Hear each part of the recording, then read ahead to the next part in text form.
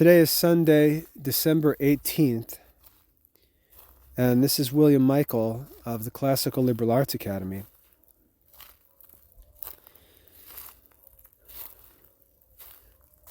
I was baptized as a Catholic when I was an infant, but my family stopped attending church when I was in middle school. And then I was invited by evangelical non-Catholics to go to church when I was 18 years old. And that's what began my reversion, as it were. I began attending evangelical churches, then sort of made my way back into more traditional, Reformed Protestant churches, then to the Episcopal Church, and finally back to the Roman Catholic Church.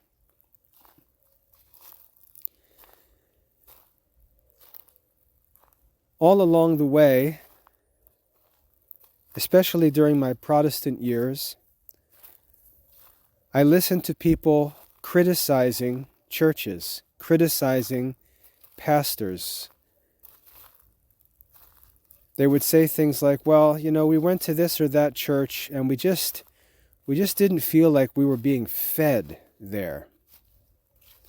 Or we like this church better because XYZ, the sermons are better, the music's better, the fellowship is better.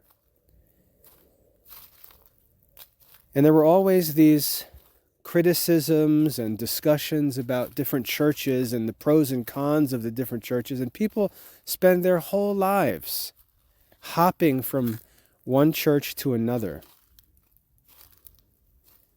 My wife's parents, for example, are evangelicals, and every time I hear about them, they're involved in some new church that's being organized, meeting in some school gym or in another church's building or whatever. Always on the move.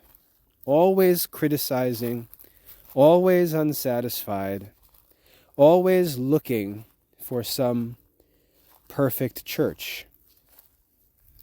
This is why the Reformation happened in the first place. The argument was that the Catholic Church was corrupt and a more perfect church needed to be established, a Reformed church. And we see how that turned out. Just a total chaotic mess. And since I've been a Catholic, I've been at the same parish, same church, for 17 years. And the reason why I've been at the same church for 17 years is because I learned in my Protestant experience to not be a critic of the church. I go to the closest church, the closest Catholic church to my home, and I will never go to another. And there's a reason for that. There are actually many reasons for that. But I hear, even among Catholics, the same kind of talk that I heard among Protestants. Oh, you should consider going to this parish. You would be so much happier if you came to this parish. Come to our parish. It's so much better. There's this, there's that. There's this benefit, that benefit. Oh, this parish is so much better. You would really love this parish. This parish is really great. Father so-and-so is a great priest. And I hear this stuff all the time. I've watched as Catholic families have left our parish to go someplace else. And they've probably left those parishes to go someplace else. And it's the same spirit of church evaluation that I saw as a Protestant, and that I am thankful to have gotten away from. and I would never go back to that spirit ever again. Now, there are many reasons why this church criticizing is wrong. First of all, I think it's offensive to Christ in the Eucharist. I think it's offensive to Christ present with us in the tabernacle. I think it's disrespectful.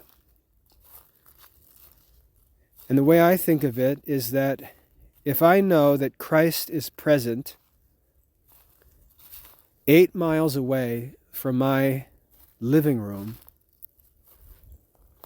and I can get in my car and drive 12 or so minutes and walk into a building and find that Christ our Savior is present there, I would have to be insane to say anything negative about that place. Because the good that that place possesses is infinitely more significant than any negative that could ever be found in that place. Christ is present.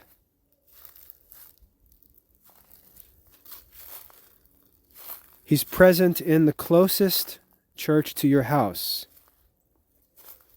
And again, the way I think is that if Christ himself is present, if this place is good enough for Christ to be present, how crazy would I have to be to suggest that that place was not good enough for me? If Christ was present in that place, how could I say that that place was not good enough for my children? We read in the gospel that the parents brought their children to Jesus that he might bless them. This can be done at any Catholic parish. And so I have a personal objection to any talk that I hear about people going past this parish to get to that parish, or criticizing this parish because this isn't so great and that's not so great, and I just can't see past the presence of Christ to justify church hopping. I just have no interest in it. And you can say, yeah, but what about the kids? Like, maybe you're able to focus and maybe you can think like that, but what about the kids? And I just say, I'm preparing kids who are going to leave home as adults, and they're going to have to seek Christ in much worse places. They're going to have to seek Christ in the world itself. If they can't learn to find him in a Catholic church, what hope do I have that they're going to find him in the secular world? And so I think rather than a parish being an obstacle to my children's faith, I think any or every Catholic parish is actually a source of developing my children's faith. After all, if I were to seek out what I would judge to be the best parish, perhaps my children would become accustomed to the convenience, to the spiritual convenience of such a place. And I wouldn't necessarily know that they would be interested in remaining a Catholic if, in God's providence, they ended up in a place where they didn't have such a convenient, comfortable parish to attend.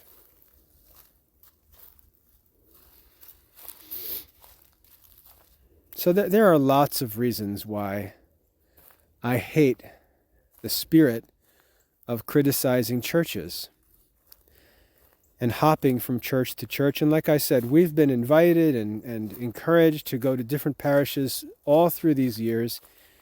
And my wife and I together, this is one of the things I love most about my wife, is that we're incredibly like-minded on almost everything. We just have no interest in that talk because both of us experienced that church shopping, church hopping spirit among Protestants, and we despise it.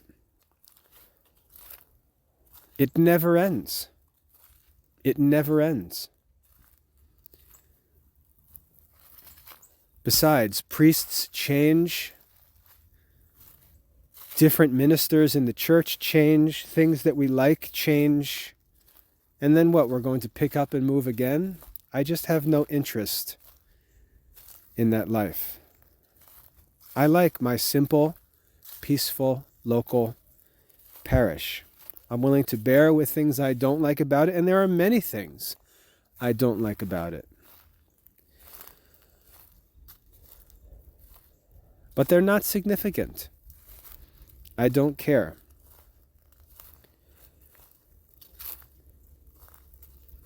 And I think that this critical spirit in Catholics, where they criticize churches, parishes, and bounce around like this, going to different parishes all over the place, trying to find, the so-called reverent parish, or find a parish where there's social life, or where there's lots of kids, or whatever the criterion is that they're seeking.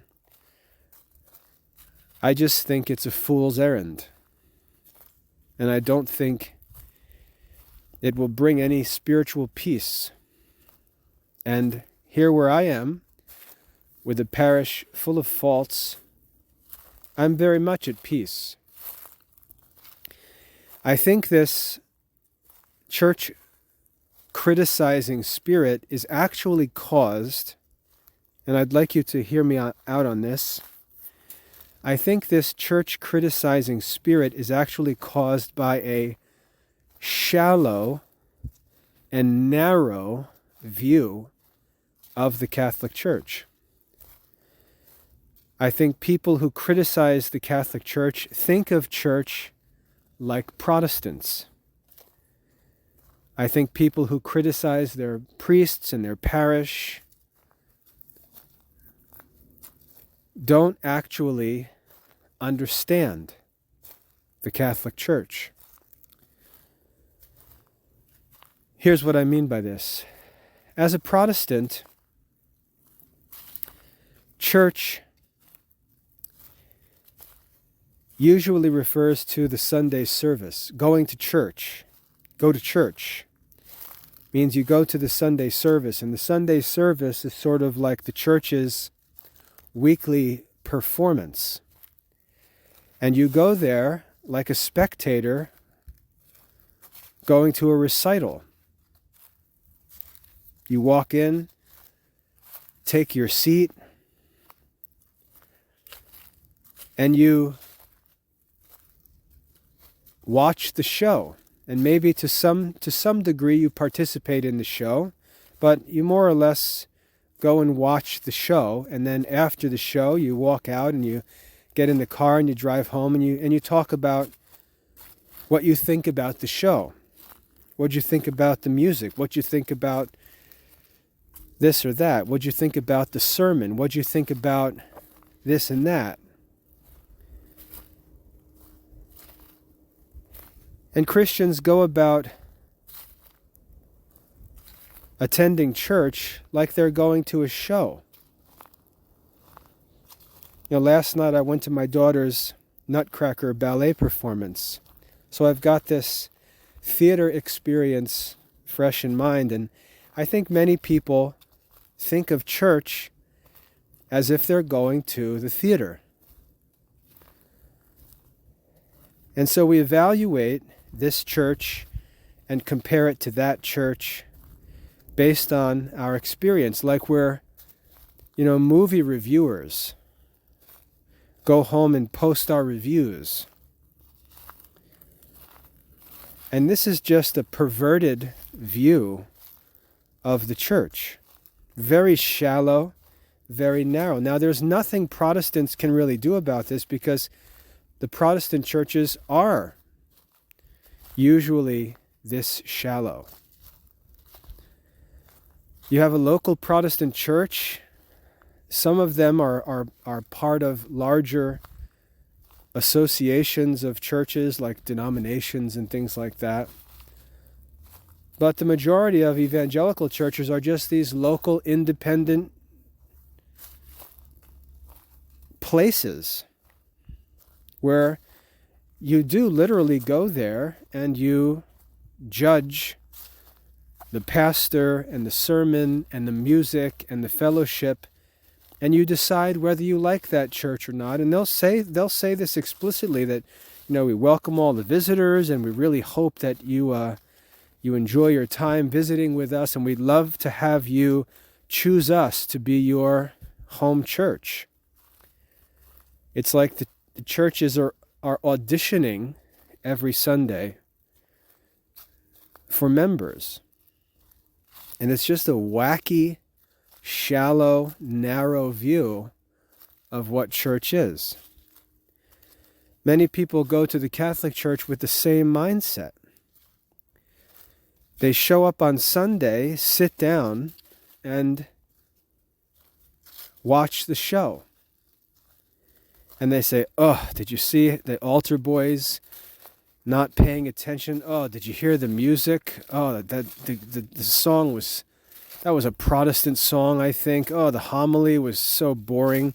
Didn't even have anything to do with the scripture readings for the day. Oh, this place, I don't know if I can go to this place. This place, I just don't feel fed. I don't think that this place is edifying. This place really doesn't do anything for me." And they drive home and get online and start looking for another church to try, another parish to visit. And like I said, this church shopping never stops. And it's among Catholics at least, because Protestants just have their own crazy world they live in. But for Catholics, this is owed to ignorance. Ignorance of what the Catholic Church is, and it's owed to a very shallow and narrow understanding of Catholicism. The local parish is not the Catholic Church. The local parish is simply a local manifestation of the Catholic Church. It's local. It's small. It's imperfect. It only offers certain things, certain pieces of Catholicism. Catholicism is like a rainbow that's made up of, let's say, a dozen different colors. And I don't mean to use the rainbow in any kind of, homosexual modern context. I mean just a normal, natural rainbow. So bear with the illustration. But the rainbow consists of these, let's just say, 12 colors. And if we go to a local parish, we might find that there's some blue and some green and a little bit of orange, but there's no purple, no red, no yellow at this parish. And that's fine, because in another parish, there's a lot of orange and a little bit of yellow and some red and not much blue. And then there's another parish where it feels like the whole rainbow is present.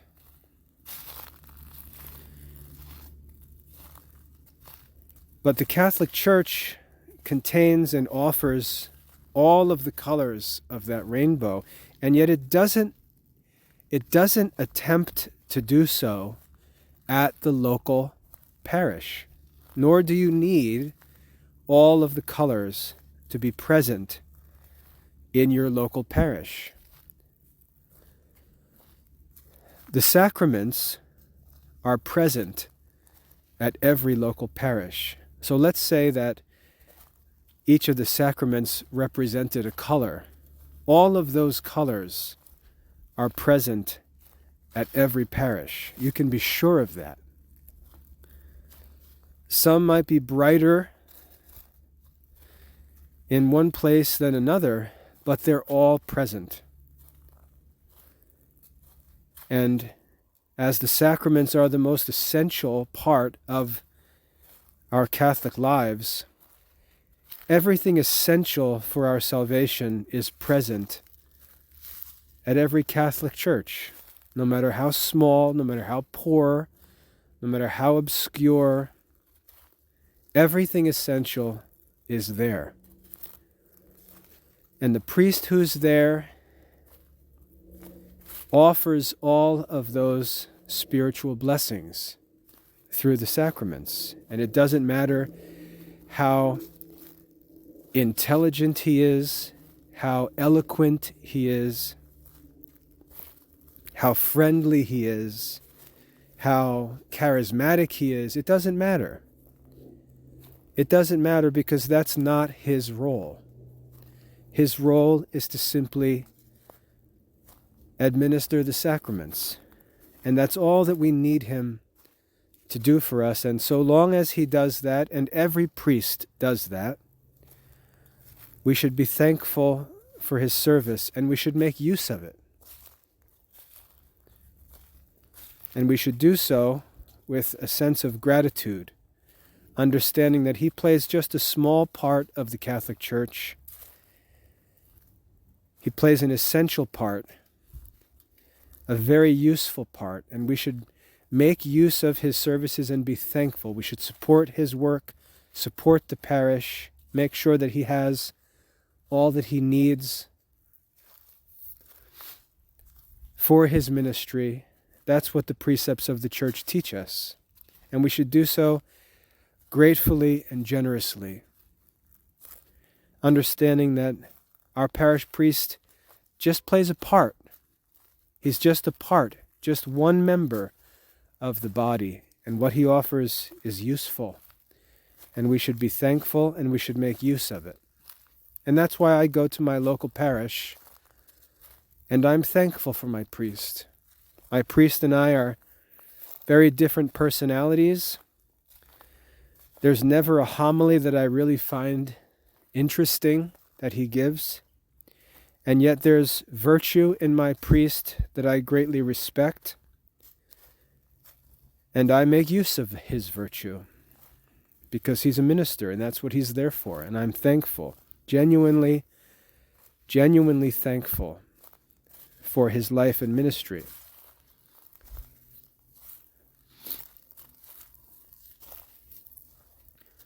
But there's more that I need. I shouldn't even say need, because truthfully, the sacraments in their most basic form even would be sufficient to provide for my salvation. But there's more to desire, there's more to be had in the Catholic Church. And yet, I don't have to go and demand it from the local parish priest. I don't have to go and fuss at him and say, why can't we do this? Why can't we have this? Why don't you? He has no obligation to do everything. He can't offer the entire treasury of Catholic culture, every grace and blessing and benefit, all in one tiny little piece of the church. I have to understand as a Catholic that there's much more to be had in the Catholic Church, but I don't need to trouble my parish priest or my parish to provide it for me. I need to go get it. I need to go get it. So, for example, if I want a holy place to retire to every once in a while to pray and be inspired to pray devoutly, I can take a ride and visit a monastery. I can visit a monastery and spend a whole day doing nothing other than praying in a most solemn, undistracted, quiet place. There are monasteries I can visit. There are shrines I can visit. I don't need to have everything available in the global Catholic Church present in my local parish. And I don't have to hop from parish to parish every time I find something to be lacking. I like my regular home parish to be a simple place that my family goes to, that's close and convenient, where we go to receive the sacraments. We have convenient access to the sacraments as frequently as we desire them. Now, my wife and I, we're both classicists. We're both relatively intellectual. We're interested in theology. We're interested in evangelistic work. We're interested in going out into the world and making disciples. We're teachers. Our parish doesn't have a school, has faith formation classes. My wife teaches one of them. I've helped to teach RCIA classes, but we desire much more than is available at our local parish. We don't bother our local priest. We don't fuss about the parish. We don't talk about going to a different parish where we could be more useful and blah, blah, blah. We simply look at the church and find that the church offers us many, many different things we can do. And for us, recently, we joined the Third Order of St. Dominic. Now, the Third Order of St. Dominic has a local chapter which meets in Charlotte, which is about 40 minutes from where we live. And so for us to participate in this lay community, to become Dominicans and actually participate in this community, we've got to drive once a month out to Charlotte, to the diocesan seminary where the chapter meetings are held, and we have formation there, and we receive assigned study materials for each month. We then go for our meetings at the seminary. We have a class together where we discuss the readings. We have morning prayer together. We have Mass together.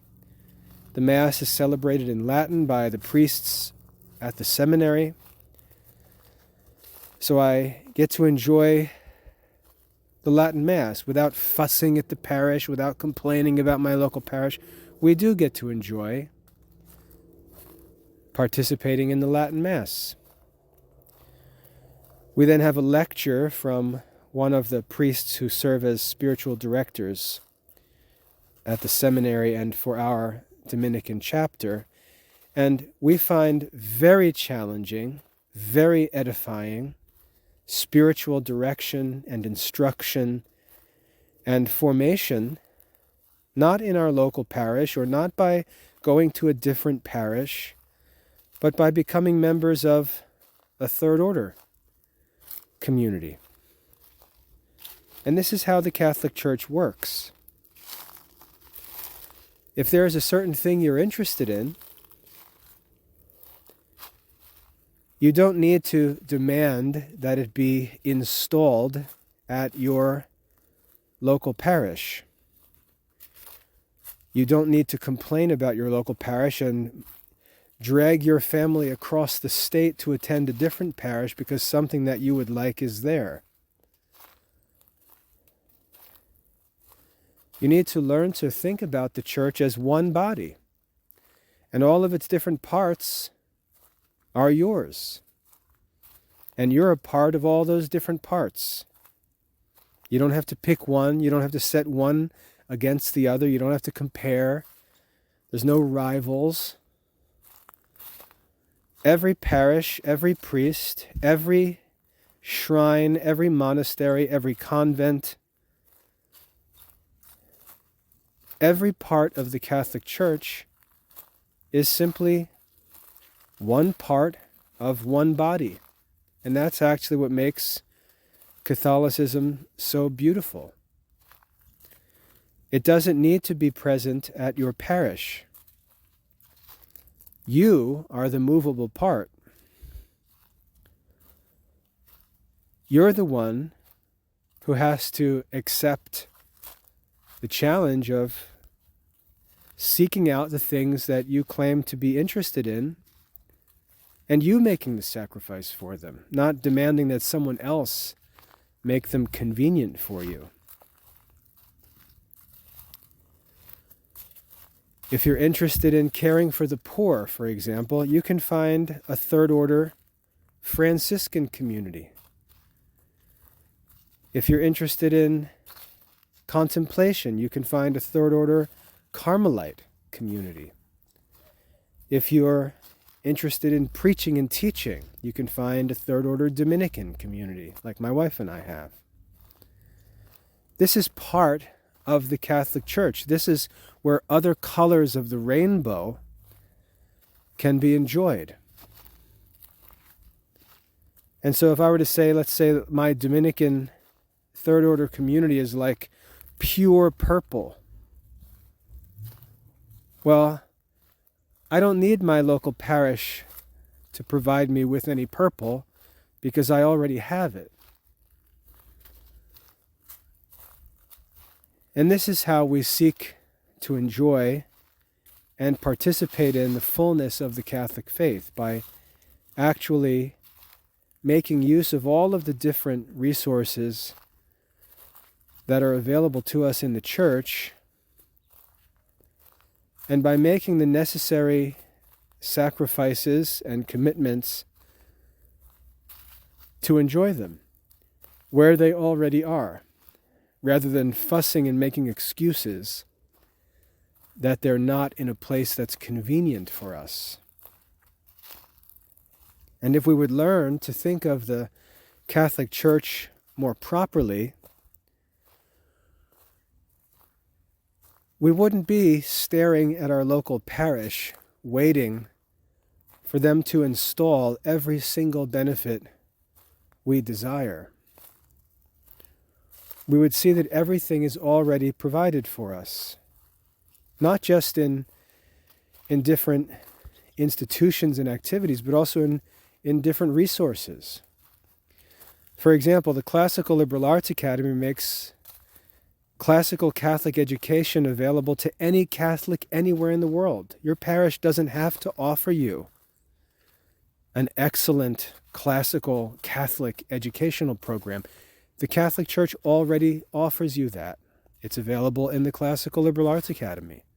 Your local parish doesn't have to provide that. If your local parish has a school, and that school is concerned simply with providing basic grade level education to parish kids, leave it alone. That's fine. That's fine. That's a necessary ministry. That's good for many families.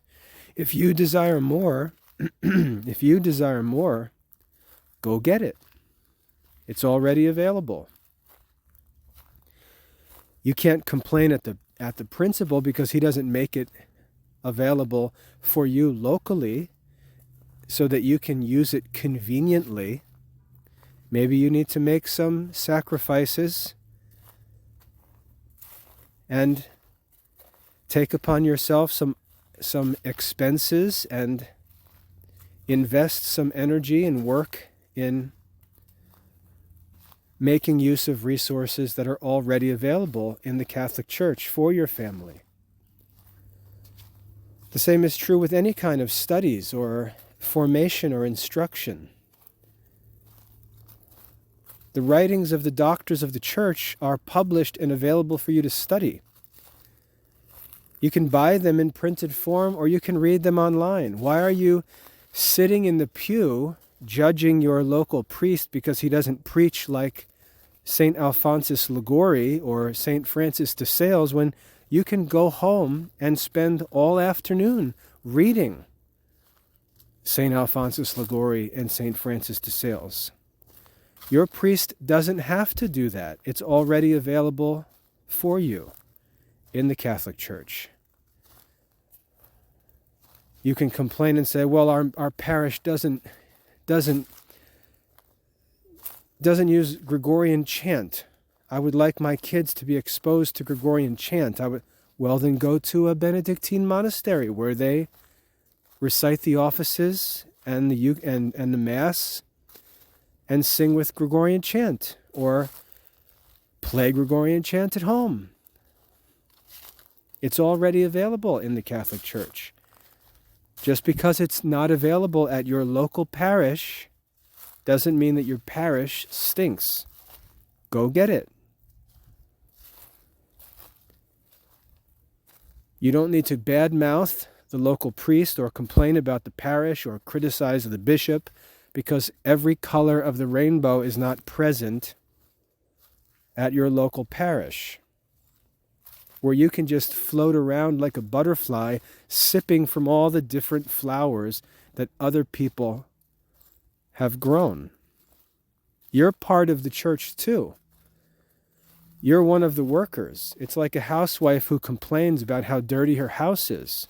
Well, get the vacuum and clean it. You're not the judge here. You're not the reviewer. You're one of the workers. Do something about it.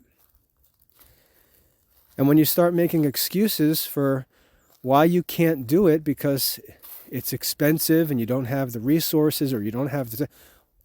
These are the same obstacles that other people face.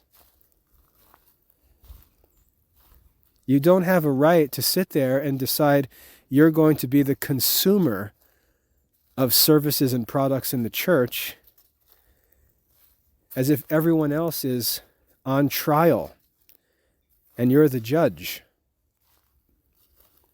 You're one of the workers. So anytime you complain about anything, go complain it yourself.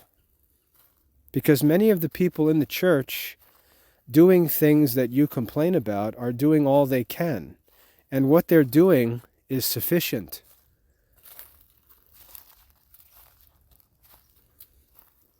There's nothing wrong with the church. There's lots to do. There's lots to be done. And it's everyone's job to do it. Many of the things that are needed are already available, but people are too lazy to seek them. Or they are not willing to pay for things that need to be paid for, and they have some goofy, unrealistic expectation that anything they desire should be free, which is just unrealistic.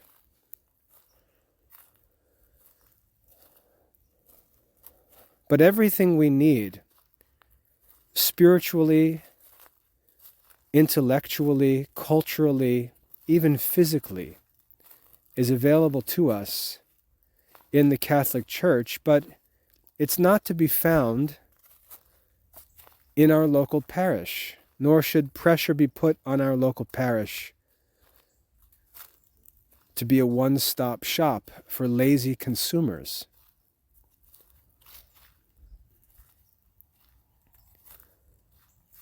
If we learn to think about the church in a broader way, if we learn to think about ourselves as members of the church who need to find our own place and ministry, our own areas of service and activities, and these can be anything from, like I said, membership in a third order, faith formation, teaching, running Catholic businesses that serve the community and make different resources and services available to Catholic families.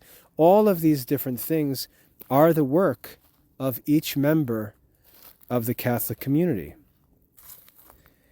And you'll find that just about everything is available, but it's not going to be offered at your local parish during the Sunday Mass. You need to develop a broader view of the Catholic Church and take a more active role, not only in seeking out the benefits you desire, which is great, and you should make sure that you support whatever groups or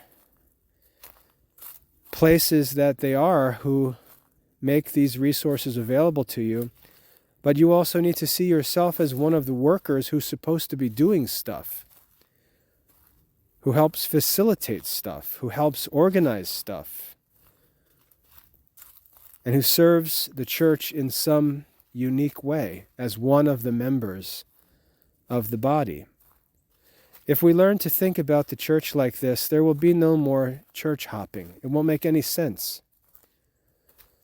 We won't be criticizing churches because the people who criticize churches only reveal that they don't understand what the Catholic Church is.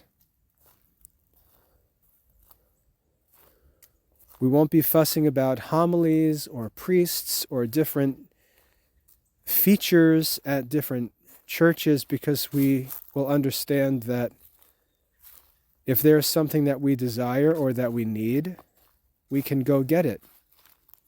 There's not a problem in the church. And, we also need to be careful because if there's something we desire that the church doesn't approve of, we need to realize that something is wrong with that desire. And we need to ask for help from someone who's wise and can help us understand what's wrong about our desires, rather than just seeking them like crazy people. So this is why I'm very happy to go to my local parish for the sacraments. Content, I understand what my parish offers. I understand the benefits that can be enjoyed at my parish. I support my local parish as part of the Catholic Church, part of my spiritual life. My kids serve at the altar. My wife teaches faith formation. I help out at times with faith formation. We support the parish financially, but we also do other things. We've traveled to other countries to visit monasteries and do works of mercy that we wanted to participate in, which the Catholic Church already does, not at our parish, but in other places. We joined the Third Order Dominican community because we wanted to help more as teachers and to also receive more in terms of spiritual formation and theological instruction as Catholics. It's all available in the church. We simply have to go get it and make use of all of the different resources the church offers us and make sure that we support all these things and help in every way we can. And if we learn to think about the Catholic Church rightly, we can stop all of this irrational criticism, all this Protestantish church evaluating and church shopping, as it were, and love the Catholic Church. I hope that's helpful. God bless.